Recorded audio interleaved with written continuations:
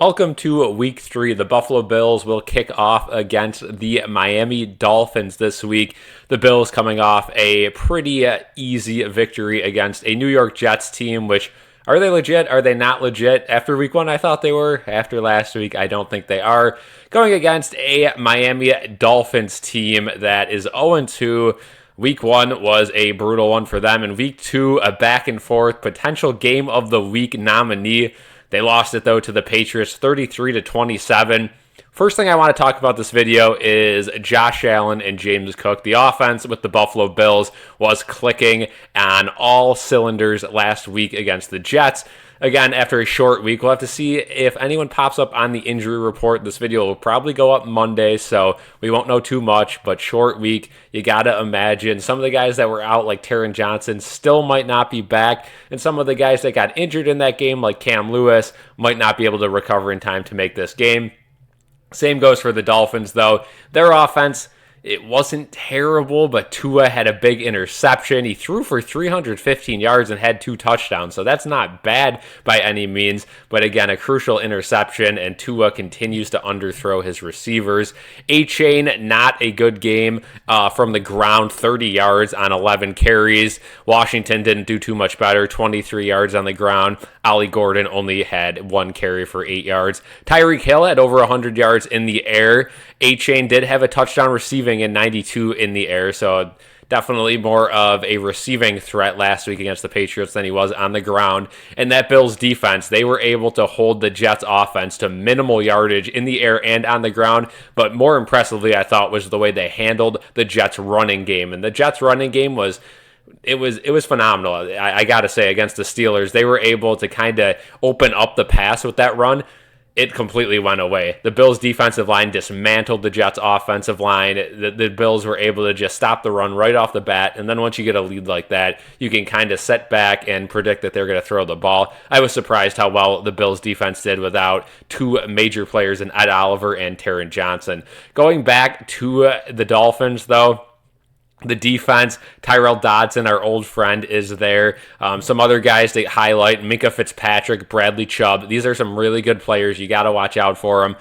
Rasul Douglas, another old friend of the Bills, is there. Matthew Butler, Kenneth Grant, Jalen Phillips. It's a very talented team, and you wonder why this team is playing so poorly. And now we got to transition into a little bit of a conversation about Mike McDaniels and Will Grier. What is going on in Miami? We saw a plane fly over the stadium today that said, fire Grier, fire McDaniels. And if I'm a Dolphins fan, I'm saying the same thing. The culture in Miami is just completely dismantled, head to toe. You have Tyreek Hill, which, he's always involved in drama off the field, but usually on the field, he's not that bad. This year, it's been a nightmare. He had that whole thing in the offseason, and it seems to have transpired into the regular season. Still putting up good stats, but you could see him on the sidelines throwing a fit. That cannot happen at the NFL level. And when you have problems like that, that means your coaching and your GMs and everyone around is just not handling the situation correctly. So unfortunately in Miami, it looks like they're dealing with more character issues. Whether that's just Tyreek Hill, I'm sure it's not. I'm sure there's a ton of players on that team that have character issues right now. And it all stems from the head coach.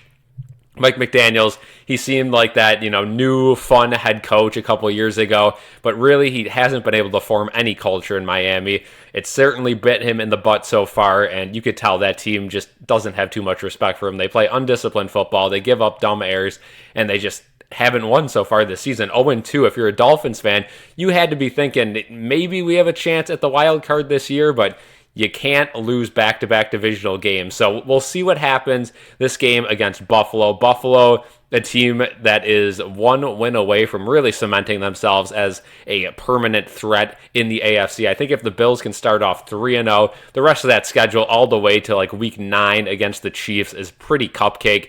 There is a game against the Patriots, though, and these divisional games are always tough, and it seems like the Patriots may be a legit team this year. So we'll have to see. Again, it's still very, very early. I don't think we could make a judgment who's going to be that second AFC East team to be in the playoff mix, but we certainly could say the Bills are going to be one of them and probably the top team in the AFC East yet again. But the Patriots, we'll get there when we get there. They seem like they are the most legit team so far out of the other 3.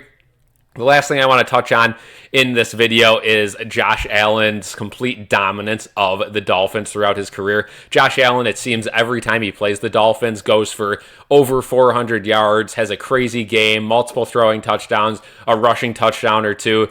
Josh Allen will be coming off an injury. It looks like we don't know the specifics at the time of this recording, but he had a nose injury. Hopefully it was just, impact that caused the bloody nose, but there is a chance something is broken in his nose. We'll see if he ends up wearing a special type of face mask or helmet into this game against the Dolphins. I don't think it's going to affect him too much, and he also always has confidence against the Dolphins, but it is something to monitor, much like Joe Burrow's injury is in Cincinnati, or turf toe. That one's a little bit more severe.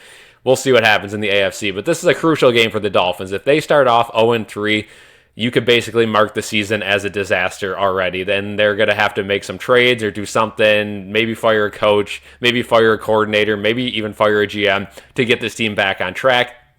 The Bills, on the other hand, you just defeated the Jets. You played a heck of a game against the Ravens to come back. You cannot fall into this trap game, which is the Miami Dolphins. You have to win this game on a short week, and then you have the long week break, right? Then you'll have Friday, Saturday, and Sunday to celebrate your win if that happens, and then we will be absolutely chilling into the remainder of the schedule until the bye week. And if you're a Bills fan, you got to be pretty excited with what you're seeing on the field. The defense, again, this will be the last thing I mention in this video, the Bills defense. It was just absolutely incredible against the Jets. Joey Bosa, if he can stay healthy all season long, that is a guy that can make or break your season. That is a guy who could lead you to a Super Bowl. We saw it against the Jets, and I know the Jets' offensive line isn't the best in the league, but it's a solid group of guys, and Joey Bosa caused havoc on a few of those drives. He was a difference maker when healthy, and it looks like he is healthy.